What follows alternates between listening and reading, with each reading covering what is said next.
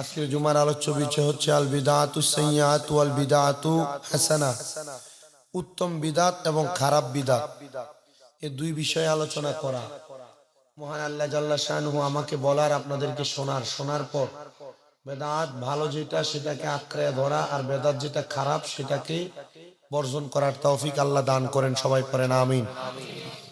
আল্লাহর নবী রাহমাতুল লিল আলামিন, নবীজির প্রখ্যাত একজন ইসলামের আলেম ইমাম নববী রাহমাতুল্লাহ আলাইহি বলেন, বিদআতের সাধারণ অর্থ হচ্ছে এমন সকল বিষয় যা পূর্ববর্তী নমুনা ব্যতীত করা হয়েছে। মানে বেদাত ওই সকল কাজকে বলা হয় যা নবীজি সাল্লাল্লাহু আলাইহি সাল্লামের যুগে ছিল না। এমন কোন কাজকে নতুন ভাবে আবির্ভূত করা হয়েছে, এটাকে বলা হয় বেদাত। এটা কি বলা হয়? কি বেদাত? এখন বেদাত যে বলা হয়, শরীয়তের ভাষায় বেদাত কাকে বলা হয়? শরীয়তের ভাষায় বেদাত বলা হয় ইহদাসু মা লাম ইয়াকুন ফি আহদি রাসূলিল্লাহি সাল্লাল্লাহু আলাইহি সাল্লাম। রাসূল সাল্লাল্লাহু আলাইহি সাল্লামের যুগে যা ছিল না তা উদ্ভাবন করা, এটাকে বলা হয় বেদাত। নবীজির যুগে যেটা ছিল না এটা নতুন করে উদ্ভাবন করা, এটাকে বলা হয় কি? বেদাত। এখন বেদাত বললেই আমাদেরকে শুধু খারাপ এটা ধারণা করা যাবে না। কেন? কারণ বেদাতের মধ্যে ভালো আছে, খারাপও আছে। যেমন আমরা এখন সেলাই করা জামা কাপড় পরি, এটা একটা বেদাত। এটা কি বেদাত? কারণ নবী সাল্লাল্লাহু আলাইহি ওয়াসাল্লামের যুগে সেলাই করা জামা কাপড় ছিল না। আমরা যেভাবে এখন টুপি পরি, নবী সাল্লাল্লাহু আলাইহি ওয়াসাল্লামের যুগে এই টুপি ছিল না। আমরা এখন যেইভাবে ধরেন যে মসজিদের ভিতরে যে ফাঁকা লাগাই, এটা একটা বেদাত। এটা কি বেদাত? তবে এটা উত্তম বেদাত। এটা মুসল্লিদের ভালোর জন্য। এই যে মসজিদ সুন্দর করে টাইলস করছেন, বেদাত। মসজিদের ভিতরে সুন্দর এই যে কার্পেট বিছাইছেন, বেদাত। এবং সুন্দর সুন্দর সব কিছু করতেছেন, এই যে মাইক, বেদাত। তো কেন লাগাইছেন? যে মানুষ আযান শুনবে, এজন্য লাগাইছেন। এই জন্য বেদাত দুই প্রকার, একটা বেদাতে সাইয়্যা খারাপ বেদাত, একটা বেদাতে হাসানা ভালো বেদাত। উপকারের সাথে যে বেদাত ইসলামের ভালো ভালো কাজগুলো হয়, ওই বেদাত জায়েজ। তবে বেদাতে হাসানা এটাকে বলা হয়। আর যেই বেদাতের মাধ্যমে ইসলামের ক্ষতি সাধন হয়, ইসলামের বদনাম হয়, এই বেদাত নাজায়েজ। এই বেদাত করলে গুনাহগার হবে। তো কিভাবে? আল্লাহর নবী রাহমাতুল লিল আলামিন নবী হাদিসে মুবারাকার মাধ্যমে নবী আবার জানিয়ে দিচ্ছেন, ওয়ান আয়েশা ক্বালাত ক্বালা রাসূলুল্লাহি সাল্লাল্লাহু আলাইহি ওয়াসাল্লাম মান আহদাসা ফি আমরিনা হাযা মা লাইসা মিনহু ফাহুয়া রাদ্দুন। আল্লাহর নবী বলেন, আম্মা জান আয়েশা সিদ্দিকা থেকে বর্ণিত, নবীজি ইরশাদ করেন, যেই ব্যক্তি আমাদের দ্বীনের মধ্যে এমন কোন নতুন কিছু প্রবর্তন করবে যা এর অন্তর্ভুক্ত নয়, তা প্রত্যাখ্যাত অথবা তা বর্জনীয়। ইসলামের মধ্যে এমন কোন কাজকে সম্পাদন করা যে কাজ ইসলামের মধ্যে প্রচলিত না, এটা হলো বর্জনীয়, এটা ইসলাম জায়েজ মনে করে না। আল্লাহর নবী রাহমাতুল লিল আলামিন নবীর এই হাদিসের মর্মে ইমাম আয়াজ রাহমাতুল্লাহ আলাইহি তিনি বলতেছেন, ক্বালাল ইমামুল কাজী আয়াজ রাহমাতুল্লাহ আলাইহি আল মানা মান আহদাসা ফিল ইসলামি রাআইয়া লাম ইয়াকুন লাম মিনাল কিতাবি ওয়াস সুন্নতি সানাদুন যাহিরুন আও খাফিয়ুন মালফুযুন আও মুস্তানবাতু ফাহুয়া মারদুদুন ওয়া ক্বালা আইদা। আল্লাহর নবীর হাদিসের ব্যাখ্যা করতে গিয়ে ইমাম কাজী আয়াজ রাহমাতুল্লাহ আলাইহি বলেন, যেই ব্যক্তি ইসলামে এমন কোন নতুন মত সৃষ্টি করে যার ভিত্তি কোরআন সুন্নাহ প্রকাশ্য অথবা অপ্রকাশ্য অথবা গবেষণালব্ধ কোনোভাবেই থাকে না, এটা বর্জনীয়। মানে এমন কোন নতুন কাজকে নতুন ভাবে তৈরি করা যেটার কোনো প্রমাণ কোরআনে নাই, যেটার কোনো প্রমাণ হাদিসে নাই, যেটার কোনো প্রমাণ গবেষণা করেও পাওয়া যায় না। আল্লাহর নবীজির হাদিস যাচাই করে কাজী ইমাম আয়াজ বলেন, এই বেদাতরা হলো প্রত্যাখ্যাত, যাতে কোনো সন্দেহ থাকার কথাও না, এটা গ্রহণ করা যাবে না। ইমাম কাজী আয়াজ আরো বলেন, মা লাইসা মিনহু ইশারাতুন ইলা আন্নাল ইহদাসা মা লা ইউনাজিউল কিতাবা ওয়া সুন্নাতা লাইসা বিমাজমুমি। আল্লাহর হাবিব সাল্লাল্লাহু আলাইহি সাল্লামের আশিক বলে, হাদিসে যা দ্বীনের অন্তর্ভুক্ত নহে ইঙ্গিত করে, কোরআন সুন্নাহর সাথে পরস্পর বিরোধ করে না, এমন নতুন প্রত্যাবর্তন অথবা প্রবর্তন করা নিন্দনীয় নয়। এমন কোন বেদাত যেটা কোরআন সুন্নাহর সাথে সংঘর্ষ হয় না, কোরআন সুন্নাহ এটাকে সাপোর্ট করে, এটা নিন্দনীয় নয়, এটা জায়েজ কাজ। ইয়া রাসূলুল্লাহ, আপনি আমাদেরকে এমন কয়েকটা জায়েজের কথা বলে দেন। আল্লাহর নবী বলেন, আম্মা বাদু ফা ইন্না খায়রাল হাদিসি কিতাবুল্লাহি ওয়া খায়রুল হাদিস হাদিউ মুহাম্মাদিন ওয়া শাররুল উমুরি মুহদাসাতুহা ওয়া কুল্লু বিদআতিন দালালাম। আল্লাহর নবী বলেন, অতঃপর নিশ্চয় সর্বোত্তম বাণী আল্লাহর কিতাব এবং সর্বোত্তম পথ হচ্ছে মুহাম্মদ সাল্লাল্লাহু আলাইহি সাল্লামের পথ। আর সবচেয়ে নিকৃষ্ট হলো মন গড়া ভাবে নতুন বিষয় সৃষ্টি করা। আর এরকম সব নতুন আবিষ্কার হলো পথভ্রষ্ট, যেটা মন গড়া তৈরি করা হয়। কোরআন সুন্নাহর কোনো প্রমাণ এটার বিষয়ে পাওয়া যায় না। এবার ইমাম ইবনে হাজার আসকালানি ওনার আহজাব কিতাবের মধ্যে উল্লেখ করতেছেন, তিনি বলতেছেন আই কুল্লি বেদাতিন সাইয়্যাতিন দালালা, তিনি বলতেছেন সকল খারাপ বেদাত হলো পথভ্রষ্ট, খারাপ নতুন সৃষ্টি কাজ হলো পথভ্রষ্ট।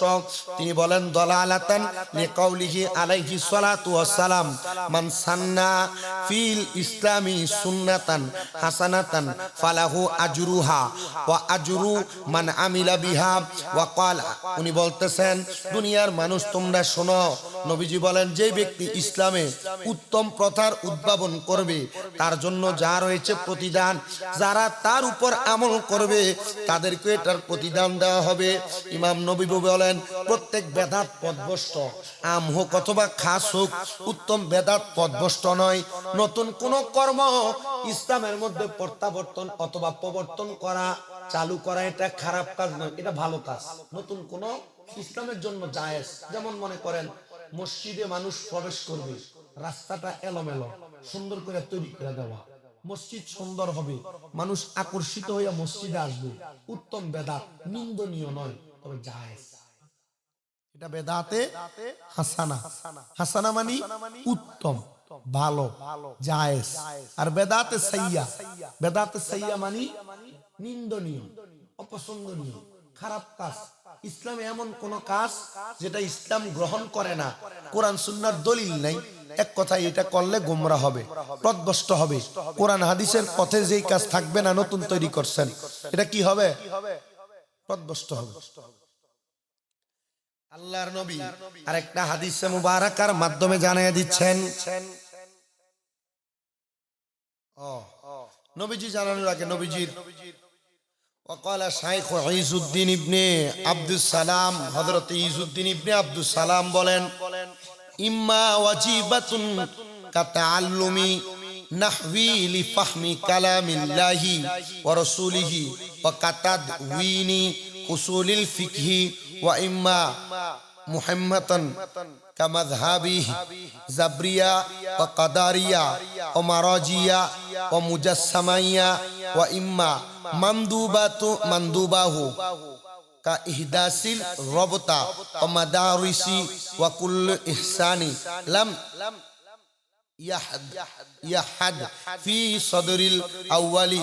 আল্লাহর নবীজির প্রখ্যাত একজন আলেমে দ্বীন হযরত ইয়াজউদ্দিন ইবনে সালাম রাহমাতুল্লাহ আলাইহি বলে, বেদাতের কয়েকটা সংজ্ঞা, বেদাতের কয়েকটা উদাহরণ মুসলমান জেনে নাও। বলে কেমন বেদাতের কথা বলবেন? তিনি বলেন এক নাম্বার বেদাত, তবে এটা ওয়াজিব বেদাত, কিন্তু এটা করা কি, এটা করা আবশ্যক। কি? উনি বলেন যেমন এক নাম্বার আল্লাহ এবং তার রাসূলের কালাম বুঝার জন্য নাহু শাস্ত্র শিক্ষা করা, উসুলে ফিকা সংকলন করা, এটা বেদাত, তবে এটা ওয়াজিব, অবশ্যই। যেমন কোরআন হাদিসে বিভিন্ন বিষয়ে ইশারা দিচ্ছেন, ডাইরেক্ট বলে নাই, তো ইশারা ইঙ্গিত বোঝার জন্য আমরা যারা কোরআন হাদিস পড়ি আমাদেরকে দুইটা ইলম অর্জন করা লাগে। একটা ইলম হলো ইলমে নাহু, একটা ইলম হলো ইলমে ফিকহ। আমি কয়দিন আগে ইলমে ফিকহতে কামেল শেষ করছি। ইলমে ফিকহ এগুলা শিখলে কোরআন হাদিসের নির্যাস, মানে এটার বিতর্কত কি কথা সেটা বলা যায়, বোঝা যায়, কোন আয়াত থেকে কোন মাসআলা সমাধান করা যায়। এটা শিক্ষা গ্রহণ করা ওয়াজিব, কিন্তু এই শিক্ষা গ্রহণ করা বেদাত। এই শিক্ষা গ্রহণ করা কি এলমে নাহু, এলমে ফিকাহ, এটা শিক্ষাকরণ করা বেদাত। তবে বেদাতে হাসানা, উত্তম বেদাত। কেন? এই এলেম শিখলে কোরআন হাদিসের মূল নির্যাত জানা যাবে, কোরআন হাদিসের মূল বিষয় বিতর্কত কি শিক্ষা আছে এটা জানা যাবে। এই জন্য এই বেদাত করা ওয়াজিব। এই বেদাত করা কি? অনেকে দেখুন যে বলে যে মিলাদ কিয়াম করা বেদাত, কয় না? এটা বেদাতি কাজ।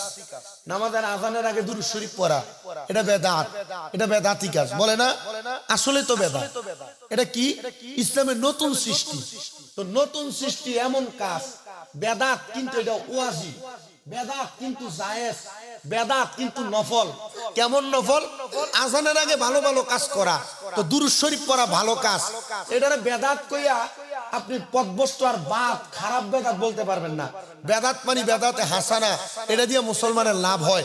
আযানের আগে দুরূদ শরীফ পড়লে সওয়াব হয়, এজন্য আমরা আযানের আগে দুরূদ শরীফ পড়ি। সুবহানাল্লাহ কই। মিলাদ কিয়াম করা মুস্তাহসান মনে করি, এরা তো বেদাত বইলা দেয়, করলে সওয়াব আছে। এটা উত্তম বেদাত। এটা কি বেদাত? উত্তম বেদাত। এই বেদাত করলে গুনাহ নাই, এই বেদাত করলে সওয়াব আছে। মারহাবা কয় না। এরপরে দেখেন, এই যে মিলাদ কিয়াম আমরা করি, আযানের আগে দুরূদ শরীফ পড়ি, এই বেদাত যারা চালু করে, বেদাত যদি গুনার কাম হয়, নতুন কোন তৈরি কাজ যদি গুনার কাম হয়, এর দেহাদেহি যদি অন্য কেউ করে, তাহলে এটা করলে যে গুনাহ হইব, এটা দেখে অন্য কেউ করলে তার যে গুনাহ হইব, যে এটার সৃষ্টি করছে বা যে এটার তৈরি করছে, তারে দেখে দেখে যারা যারা করব তারার গুনাহ দিও তারা আমল নামে। আবার সেম ভাবে কেউ নতুন একটা বেদাত চালু করলো, এটা সওয়াব হয়, ইসলামে উপকার হয়, নেক হয়। এই বেদাত যদি কেউ চালু করে, তারে দেখে যদি এলাকার সব মানুষ এই বেদাত করে, এই বেদাতে যদি ইসলামের উপকার হয়, সওয়াব হয়, এই তারে দেখে যারা যারা করবে তারা যে সওয়াব পাইব, যে এটার তৈরি করছে, হ্যাঁ এই সওয়াব পাইব। কিন্তু যারা এই সওয়াব করব, এরা আমলনামা থেকে একটু সওয়াব কম হয়। তাহলে যে বেদাত করলে সওয়াব হয়, আমরা এই বেদাত করতে রাজি। কথা কয় না? যে বেদাত করলে সওয়াব হয়, আমরা এই বেদাত করতে। তাহলে ইসলামের ভিতরে উত্তম একটা বেদাত, তবে ওয়াজিব। এটা কি? কোরআন হাদিস বোঝার জন্য নাহু সরফ শিখা, কোরআন হাদিস বোঝার জন্য ইলমে ফিকহ শিখা, এটা বেদাত। কিন্তু এই বেদাতটা ওয়াজিব, এই বেদাত করাই লাগবে, না করলে কোরআন হাদিস ভালো করে বোঝা যাবে না। তাহলে এই সমস্ত জায়েজ বেদাত করা যায়, করলে গুনাহ। তাহলে এই জন্য কেউ যদি কোনো কাজে বেদাত কইয়া উড়িয়ে দেয়, তারে কইবেন রাহেন, এটা কি বালা বেদাত না খারাপ বেদাত? আপনি তারবি বলবেন না, বেদাতে সাইয়ার, বেদাতে হাসানা, এরা কইবেন রাহেন। আপনি তো কইলেন বেদাত, হুজুর এটা কি বালা বেদাত না খারাপ বেদাত? বাথরুম ফাঁকা করেনি, বাথরুম, এটাও তো বেদাত। বাথরুমে ঝর্ণা লাগাইনি, এটাও তো বেদাত। বাথরুমে অনকালা কল লাগাইনি, এটাও তো বেদাত। কিন্তু এটা বেদাতে বালা, বেদাতে বালা, এটা জায়েজ বেদাত। এই বেদাত করলে গুনাহ হইব না, এই বেদাত করলে সওয়াব হইব। এই বেদাত করলে কি হইব? সওয়াব হইব। কিন্তু যে বেদাত করলে গুনাহ হইব, এই বেদাত কইরো না।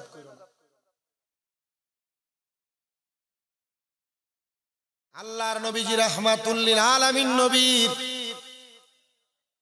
ইসলামের আলেম শায়েখ ইজুদ্দিন ইবনে সালাম বলেন,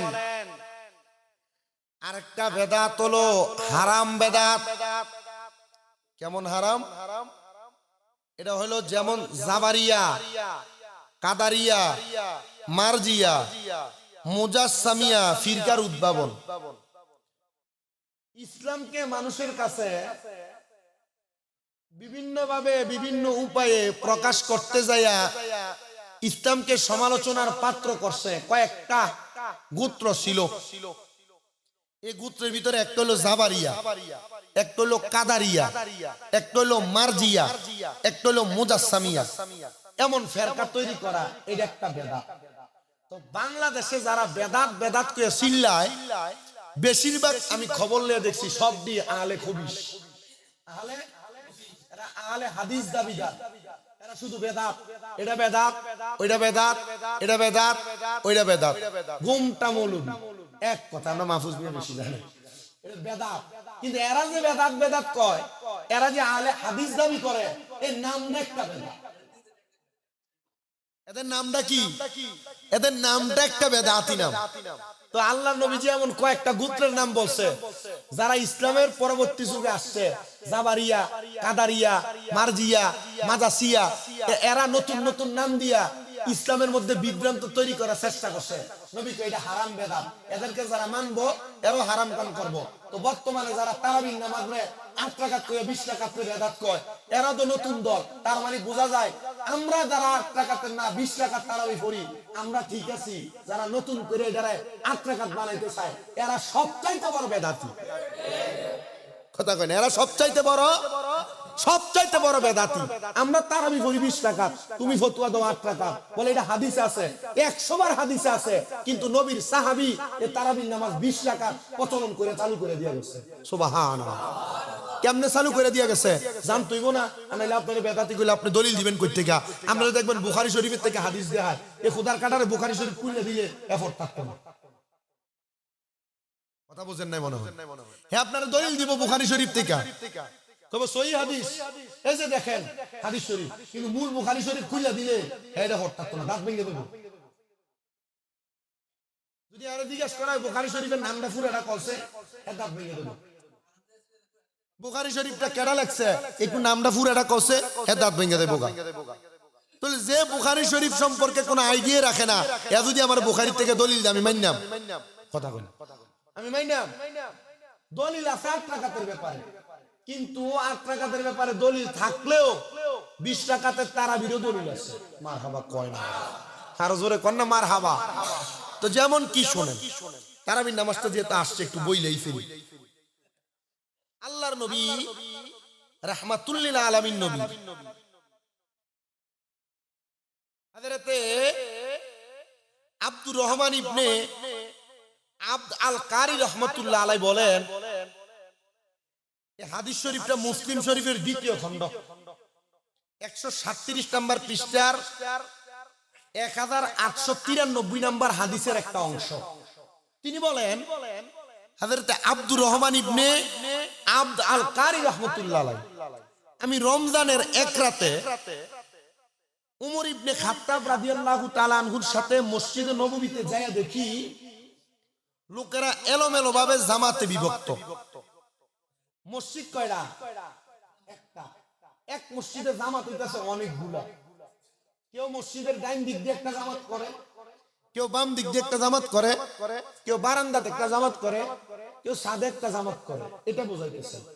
হযরত আব্দুর রহমান ইবনে আবদ আল কারি বলেন, আমি ওমর ইবনে খাত্তাব কে ইসলামের দ্বিতীয় সাহাবী, দ্বিতীয় খলিফা হযরত ওমর ইবনে খাত্তাবের সাথে মসজিদে নববীতে যায় দেখি এলোমেলো ভাবে লোকেরা জামাতে বিভক্ত। কেউ আবার একা একা নামাজ আদায় করতেছে, আবার কোন ব্যক্তি নামাজ আদায় করতেছে, অতঃপর একদল তাকে ইক্তেদা করতেছে, মানে একজন নামাজ পড়তেছে আরেকজন তার ইক্তেদা করতেছে। তখন হযরত ওমর রাদিয়াল্লাহু তাআলা আনহু বলেন, কি বলেন? ওমর রাদিয়াল্লাহু তাআলা আনহু বলেন, ইন্নী আরা লাউ জামাতু হাউলাই আলা করিই ওয়াহিদিন লাকানা আমসালা সুম্মা আযামা ফাজামাউহুম আলা উবাই ইবনে কাবিন সুম্মা খরাজতু মাহু লাইলাতান উখরা ওয়ান নাসু ইউসাল্লুনা বিসালাওয়াতি আরিহিম ক্বালা উমরু নি'মাল বিদআতু হাযিহি। হযরত ওমর রাদিয়াল্লাহু তাআলা আনহু কি করলেন? যখন দেখলেন কেউ জামাতে পড়ে, কেউ আলাদা পড়ে, আবার একজন নামাজ পড়ে তারে কেউ কেউ অনুসরণ করে, ওমর রাদিয়াল্লাহু তাআলা আনহু উনি পিছন দিক দিয়ে যায়া সকলরে একত্রিত করে ফেলছেন। বারান্দার তারারোটাই কানছেন, এই সাইডে তারারোটাই কানলেন, ওইদিকে তারারোটাই কানলেন, একত্রিত করে দিয়া পরের রাতে হযরত ওমর রাদিয়াল্লাহু তাআলা আনহুর সাথে হযরত আব্দুর রহমান ইবনে আবদ আল কারি আবার বাইর হইছেন। আইসা দেখেন লোকেরা তাদের ইমামের সাথে একত্রে নামাজ পড়ে। আগে যেমন এলোমেলো ভাবে নামাজ পড়তো, এখন আর এলোমেলো ভাবে পড়ে না, একত্রে নামাজ আদায় করতেছেন।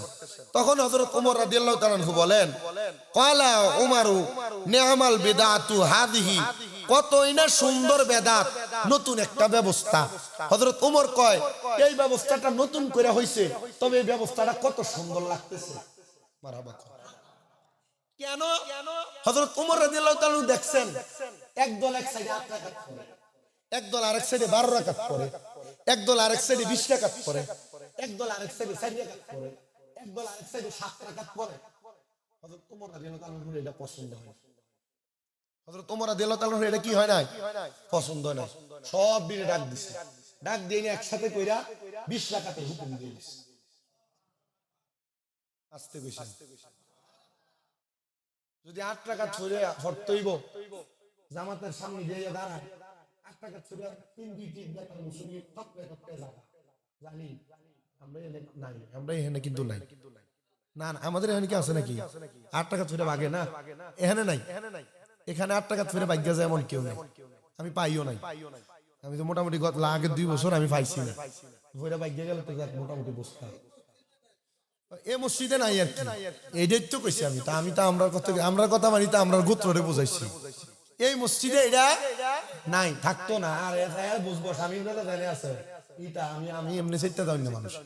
আমি জানি যে সঙ্গে বাবা ইব্রাহিম জন ভাই তখন একবার শুধু আমিন কইলে লইয়া পড়ছে, আমি সালাম ফিরে কইছি এনে যে জোরে আমিন কইলে এনে নামাজ পড়েন যে ঠিক আছে, কিন্তু এই মসজিদে জোরে আমিন কইলে না, এনে কেউ কয় না। দুনিয়ার ভিড়া ভিড়া আওয়াজ ছেড়ে আমি খোলা লোক লাগিয়ে গেছি, পুরো এলাকার মানুষ এক লগ হয়ে গেছে গা ফিটনের লেগে। আমার কাছে সিস্টেম আছে, আমি যদি বিচারে ঠইগেও যামু আমি সিস্টেম ঘুরাই দিতে পারি। কথা কি বুঝতে পারছে? আপনি ইসলামের এমন কোন কাজ করবেন যেটা সমাজে নতুন করে করলে ফিরাফিরি লেগে যাবে গা। দৌলতপুরে এনে যদি কেউ দাঁড়াইয়া আপনার এলাকার মসজিদের কোন মানুষের জানাজার পরে কয় যে দোয়া করার লাগতো না, এটা বেতন এলাকার মানুষ ফিরে দিত না, জীবনও মানতো না, তেমন আর কি। আমরা 20 টাকার তারাবি পড়ি, আমি বারবার অনেকবার উদাহরণ দিচ্ছি, আমরা কয় রাকাত পড়ি? 20 টাকা। ইসলামে এমন কোন কাজ যেটা করলে সওয়াব হবে এই কাজ বর্জন করার দরকার নাই, এই কাজ কর্ম বেশি করে। মারহাবা কয় না? আল্লাহ নবী তো আরো হাদিস আছে, নবী সাল্লাল্লাহু আলাইহি ওয়াসাল্লাম এগুলা দিয়ে বুঝাইয়া দিচ্ছেন যে তোমরা এমন কোন কাজ করো, যেমন হযরত সালমান ফারসি ইসলামের এমন একজন সাহাবী 200 বছরের উপরে হায়াত পাইছে। সুবহানাল্লাহ কয় না? কত বছর? 200 বছরের উপর হায়াত পেয়েছে হযরত সালমান ফারসি রাদিয়াল্লাহু তাআলা। তিনি আয়েশা নবীজি সাল্লাল্লাহু আলাইহি ওয়াসাল্লামের কাছে এসে বলে, ইয়া রাসূলুল্লাহ, ঘি, পনির, বন্য গাধার সম্পর্কে নবীজির কাছে জিজ্ঞেস।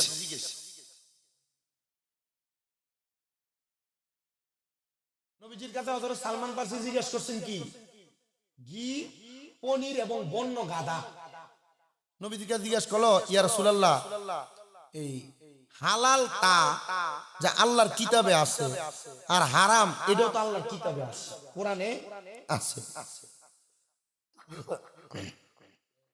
তো যেসব বিষয়ে নবীজি নীরব ছিলেন,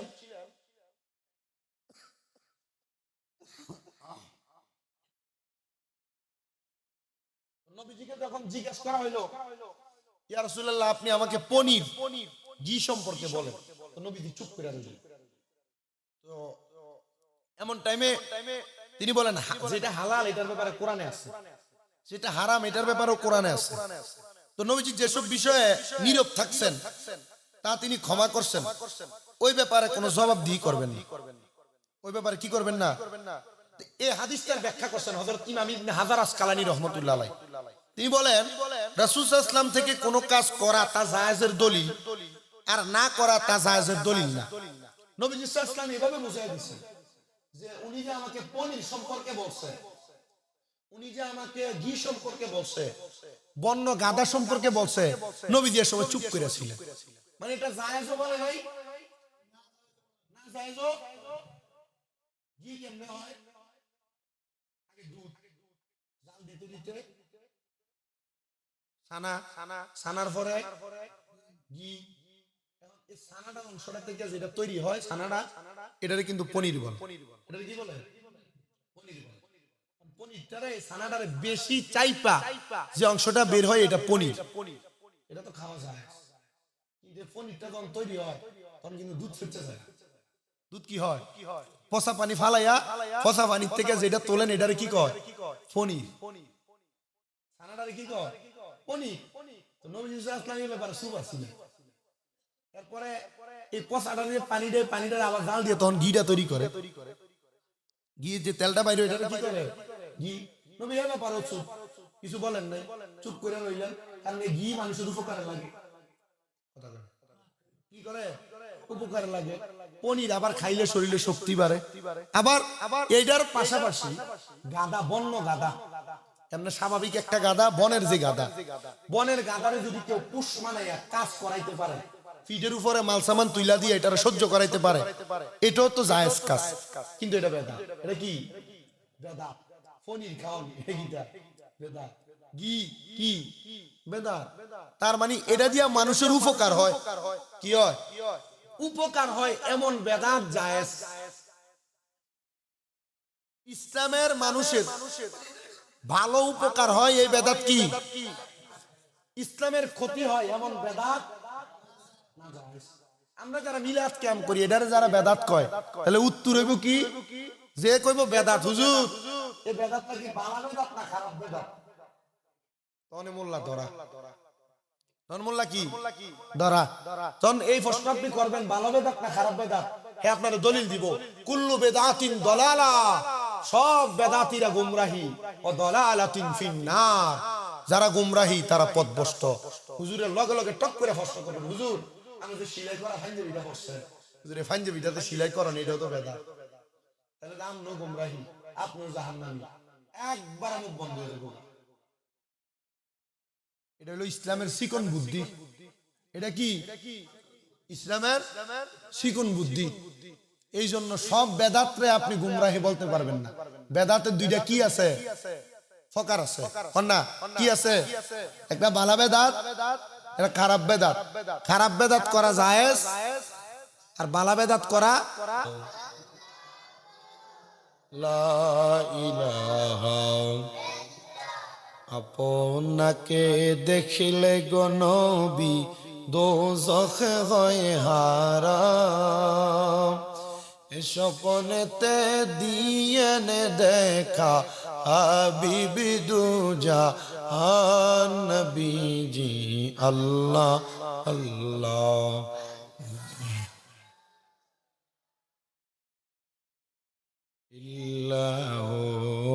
আল্লাহ আল্লাহ।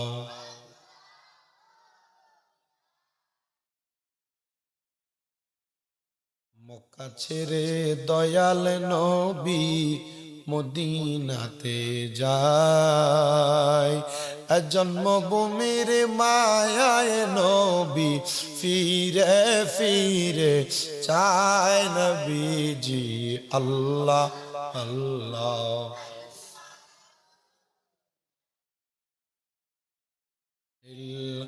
ও আল্লাহ আল্লাহ।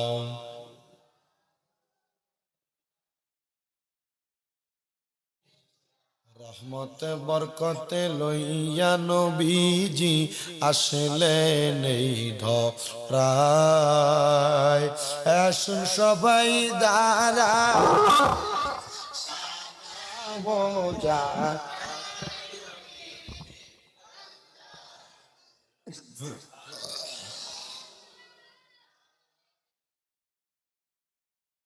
ইয়া নবী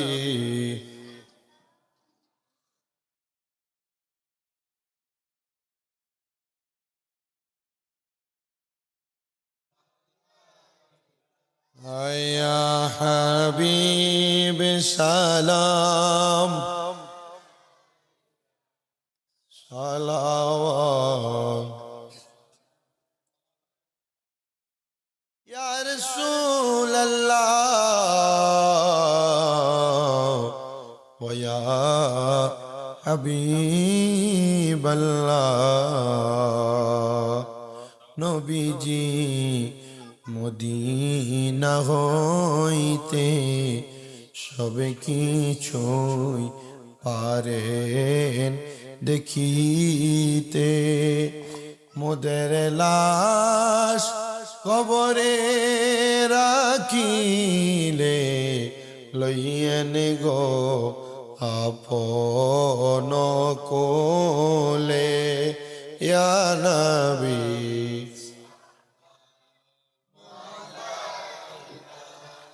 ইয়া রাসূল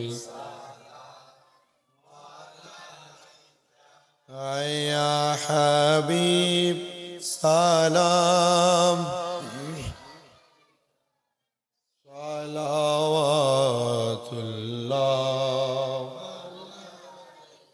হে নবী নবীদের সরদার হে নবী উম্মতের কান্ডার হে নবী ও রহমতের ভান্ডার হে নবী উম্মত গুনাহগার ইয়া নবী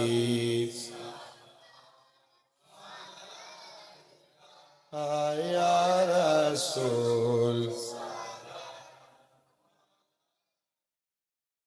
ইয়া হাবিব সালাওয়াত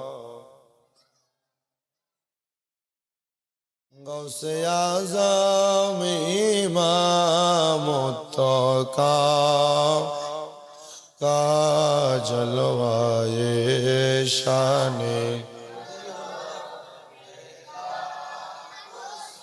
लाम मुस्तफा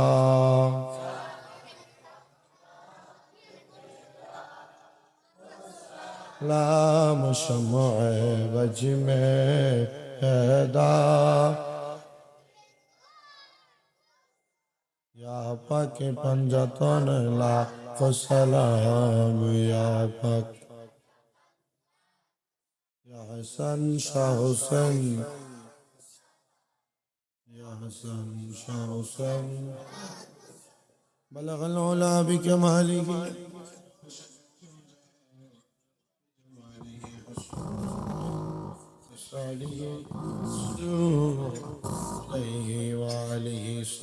या कामुबा सल्लु अला सदरुल आमीन मुस्तफा मा जाइना रहमतुल लिल आलमीन अल्लाहुम्मा आमीन अल्लाहुम्मा आमीन अल्हम्दुलिल्लाहि रब्बिल आलमीन अस्सलातु वस्सलामु अला रसूलिहिल करीम ربنا ظلمنا أنفسنا وإن لم تغفر لنا وترحمنا لنكونن من الخاسرين مبدو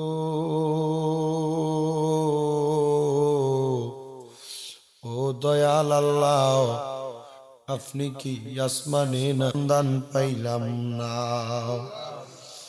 আল্লাহ বহু সন্ধানের পরে আজকে এই দৌলতপুর জামে মসজিদে পবিত্র শাবান মাসের তৃতীয় জুমার নামাজ আদায় করার পরে আমার দাড়ি পাকা মুসল্লি বাবারা যুবক নওজোয়ান ভাইরা ছোট ছোট মাসুম বাচ্চারা পর্দার অন্তরালে আমার অনেক অবলা সরলা মা ও বোনেরা বিশেষ করে সোশ্যাল মিডিয়ার মাধ্যমে দেশ বিদেশের বিভিন্ন ভাই বাবারা মা বোনেরা হাত বাড়াইছে আল্লাহ যার হাত তোমার দরবারে মায়া লাগে পছন্দ হয় ওই হাতের উসিলায় আমাদের প্রত্যেকের জীবনের গুনাহ তুমি মাফ করে দাও এমনই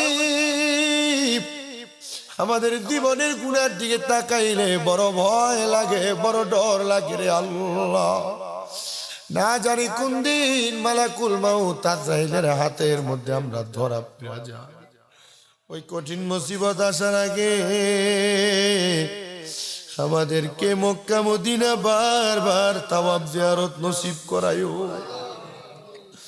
আল্লাহ গো ফরিয়াদ তোমার দরবারে গো আল্লাহ আজকের মুনাজাতের মধ্যে অনেক সন্তানেরা হাত বাড়াইছে যাদের দুনিয়াতে আব্বা নাই আল্লাহ যেই বাবা নিজে কষ্ট করে রক্তরে পানি বানায়া সন্তানরে মানুষের মতো মানুষ বানাইছে আল্লাহ রোদের মধ্যে পুইরা আব্বা জান নিজে কষ্ট করে দেহ রক্তরে পানি বানাইছে এমন আব্বা যাদের কবরে গো আল্লাহ আব্বার কবর জান্নাতের বাগান বানায়া দাও আল্লাহকে জানি হাত বানাইছে, কার জানি দুনিয়াতে মা নাই, যে মা 10 মাস 10 দিন গর্ভে ধারণ কইরা সন্তানের প্রসব বেদনা মা সহ্য করছে, কোলে পিঠে কইরা মানুষ করছে, ঠিক মতো খাইতে পারে নাই, ঘুমাইতে পারে নাই, আরাম করতে পারে নাই। আজকে কার জানি এমন মা কবরে। আল্লাহ সন্তান হাজার হাজার লক্ষ লক্ষ টাকার মালিক, কিন্তু মা বাপরে একটু শান্তি দিতে পারে না। দিব কেমনে গই, মা দো কবরের বাসিন্দা। মরিয়া গিয়াছেন আল্লাহ যারার মা ও বাপ, মাফ করিয়া দেন না আল্লাহ কবরের রাজা। মায়া আব্বাই আছে যারা অন্ধকার কবরে, তাদেরকে রাইখেন গো আল্লাহ মায়ার নজরে। নবী রাহমাতুল্লিল আলামিন নবীর উসিলায় আমাদের প্রত্যেকের মুনাজাত তুমি কবুল করে নাও আল্লাহ। বিশেষ করে মৃত মুর্শিদ মিয়ার জন্য দোয়া কামনা করে, মৃত মুর্শিদ মিয়ার কবর জান্নাতের বাগান বানায়া দাও আল্লাহ। যারা মিলাদের আয়োজন করছে প্রত্যেকের মিলাদ তুমি কবুল করে নাও। সুলেমান ভাইয়ের মৃত বাবা, ওনার কবরটার জান্নাত বানাও। সুলেমান ভাইয়ের মা অসুস্থ, তুমি তার মারে সুস্থ বানিয়ে দাও। ওনার মেয়ে হাফসার জন্মদিন আল্লাহ হাফসারে তুমি কবুল করে লও। বিশেষ করে প্রবাসী রাকিবের জন্য দোয়া চাওয়া হয়েছে আল্লাহ, রাকিবরে তুমি কবুল আর মঞ্জুর করে নাও। জনাব আব্দুল আল মিয়ার চিলা আলামিন প্রবাসী মানুষ আল্লাহ আলামিন রে তুমি কবুল করে নাও। এ দৌলতপুর মসজিদে দূর দূরান্ত থেকে যত মুসল্লিরা আসে আল্লাহ, প্রত্যেকটা মুসল্লি এলাকার মুসল্লি প্রত্যেককে তুমি কবুল করে লও আল্লাহ। প্রত্যেকের ব্যবসা বাণিজ্য কাজ কর্মে বরকত দান করো। যারা পড়া লেখা করে বিদ্যা বুদ্ধি বাড়াইয়া দাও, মানে সম্মান ইজ্জতে জিন্দিগি নসিব করে দাও। আমাদের প্রত্যেকের মনের নেক নেক আশাগুলা পূরণ করো। অবনি পর্দার অন্তরালে আমার অনেক মা বোনেরা দোয়া চাই গো, আমার মা বোনদের দোয়া তুমি কবুল করে লও।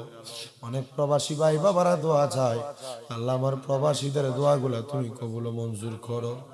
এ মসজিদের ডাইনে, মসজিদের বামে, মসজিদের পিছনে, সামনের দিকে যত গোরবাসী আল্লাহ, প্রত্যেক গোরবাসীর তুমি মাফ করে দাও আল্লাহ। সোনার বাংলাদেশের উপর তোমার খাস রহমত বরকত দান করো।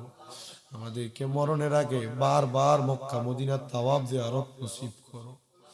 আখিরি জামানে মধুর কালেমা পড়ে দিয়েন লা ইলাহা ইল্লাল্লাহু মুহাম্মাদুর রাসূলুল্লাহ সাল্লাল্লাহু আলাইহি ওয়াসাল্লাম। আচলাই